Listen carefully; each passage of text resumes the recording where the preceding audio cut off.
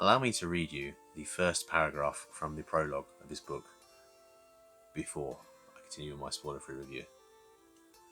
Taran!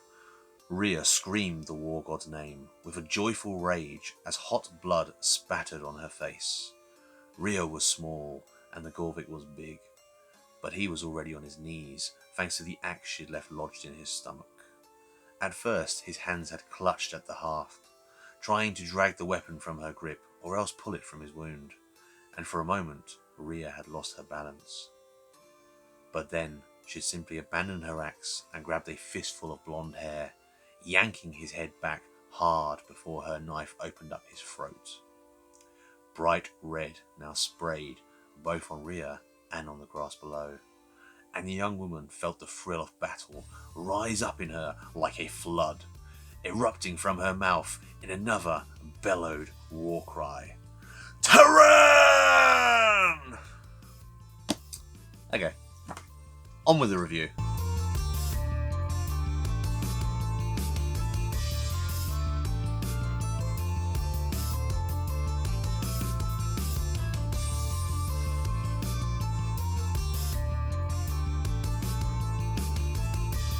What's up, dudes and dudettes, all you awesome people? Welcome to the Geeky Heathen channel.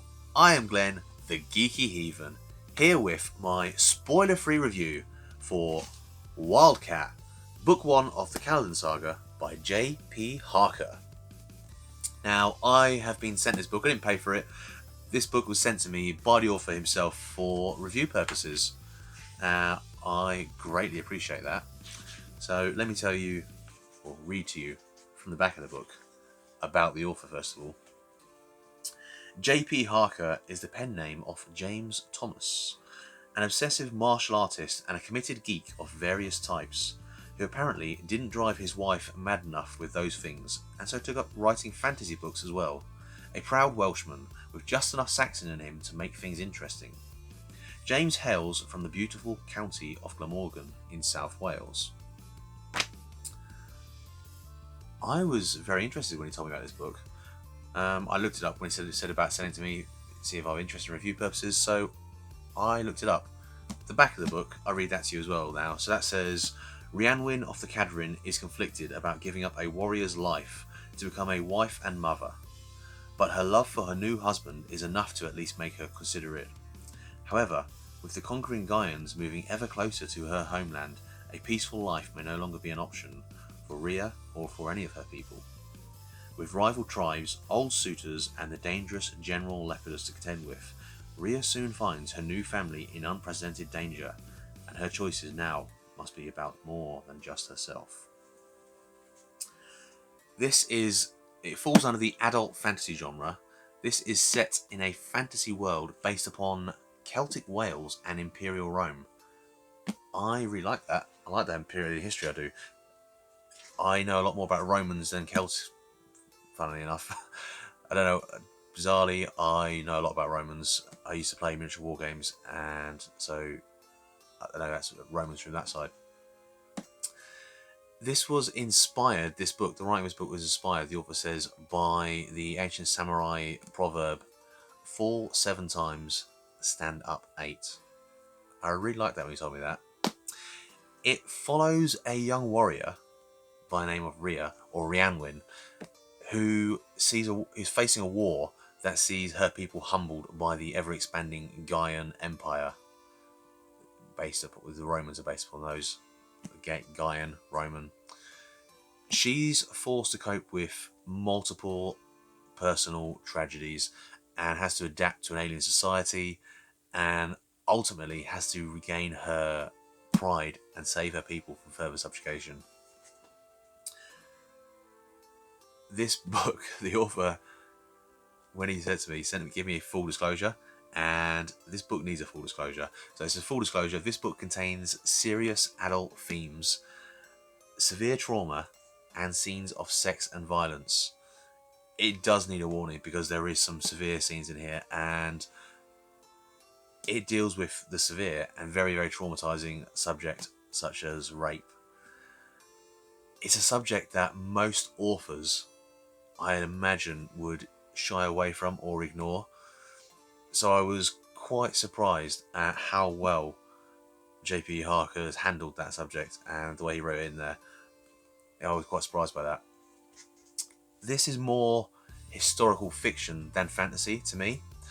I don't say that as a negative criticism to the author. If anything, it's more in praise to his knowledge of the time period he's looking at. He's clearly done a lot of research into the Celtic Wales and Imperial Rome. It really shines through his knowledge in it and his love for that historical period. It really shines through in the book, it does. The writing style, he really reminds me, this type of book, it's not the normal type of book I go for. I normally go for more of a high fantasy. I normally go for sword and sorcery. This reminds me of Connor Golden and Simon Scarrow. I say you can clearly see his passion for history and the way it shines through in the way he's written his book. It's absolutely amazing. Very early on in this book, I didn't think I was going to like it. There are 2 scenes in this book that put me off very early on, and I mean very, very early on in the book. I didn't think I was like it. Since I've read it, I looked up others' reviews as well, and I spoke to people about it, and they described those scenes as icky. Just 15 pages into this book, for example, there is a scene between Rhea and another young warrior, another female warrior, and they are talking about how far they have been with boys or men and what other things they've done. They mention a boy from their clan or their tribe who, and the way it's written is it says that everyone has tasted his seed. It just really felt icky to me. This whole the whole writing, it felt almost like a young boy fantasizing about women talking about things that you wouldn't actually hear them talking about. Only 6 pages later, there's an even ickier scene. It's a scene with Rhea and 2 other female warriors, and they're bathing in a bath, and their father walks in and has what I would describe as an uncomfortable conversation to be having in a bathroom with some naked girls in there. Those 2 scenes, they really put me off, and it took me. I kind of shied away from reading for a little while. I put the book down, but I picked it back up and got back into it again. I still believe that if you were to remove those 2 scenes from this book, it would improve the book. It is really strange because those 2 scenes seem to be written by someone completely different to the rest of the book. It's a completely different writing style. It's almost as though they were screenwriters writing, and it's written in for one of these like major TV shows where they have all these sex scenes. You know, the really uncomfortable scenes where you may watch a family show where everyone watches together and has really uncomfortable sex scenes in it where everyone avoids eye contact with each other or just stays quiet during them scenes. It kind of reminded me of that.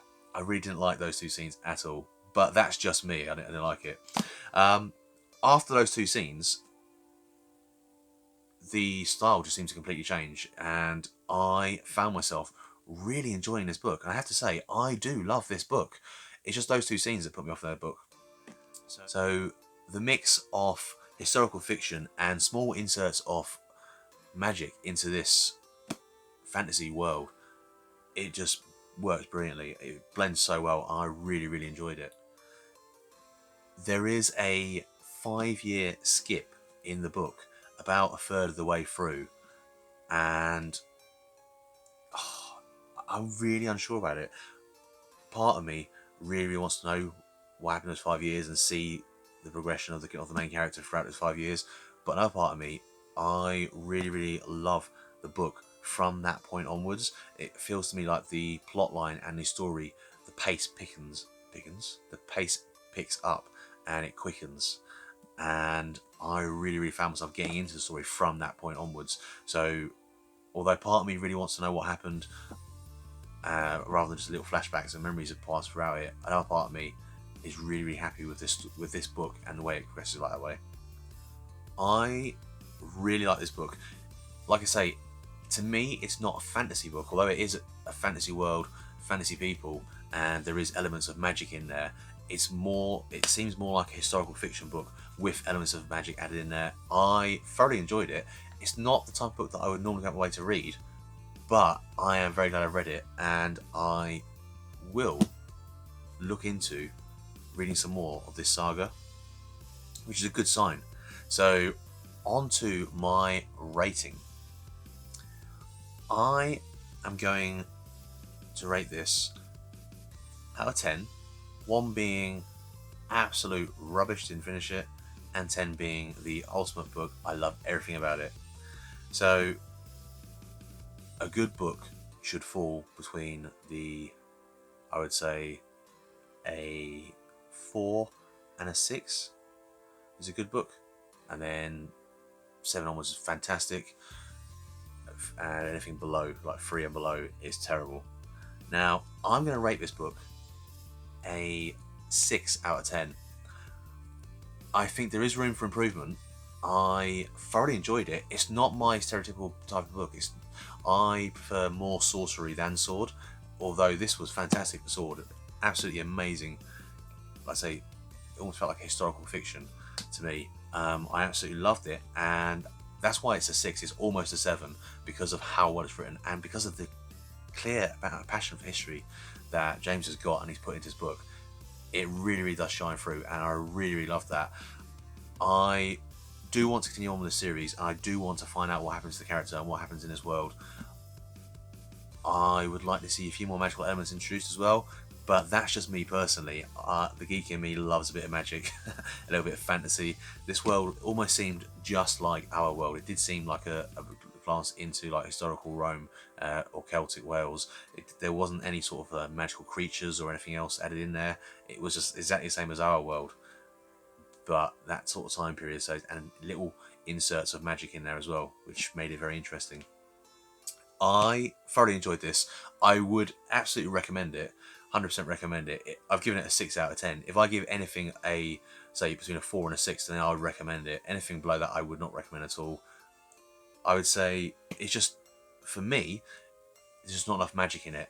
But, not magic mysticism, not enough geekiness in it for my side of things. I like the fantasy side of things. But I did thoroughly enjoy this. I'm very, very close to giving it a 7. I only marked down a little bit because of those 2 icky scenes. Kind of, I felt very uncomfortable with them. I did, but apart from that, I thoroughly enjoyed this book, and I'm just say I definitely recommend it. I definitely recommend you get through those 2 scenes, and you'll probably see what I mean when you read them. It may just be me, I don't know, but I've heard of a few people mention the same thing as well. Get past those scenes there, and like I say, once you're 1/3 of the way through the book, it's a bit of a slow starter. It is a pretty slow pace, I would say, but after that 5-year gap point, or 5-year skip period in the book, the pace really picks up a lot, and I thoroughly enjoyed the story from there onwards. But I am very interested in your thoughts. Have you read this book? Have you read the next book in the series? Have you read anything from this author? Let me know at all. And are you thinking about reading it? Normal YouTubey stuff. Comment, like, share, subscribe. Let me know all your thoughts in the comments down below. I'm going to end this here, though. I'm the Geeky Heathen. As always, much love. And until next time, stay awesome.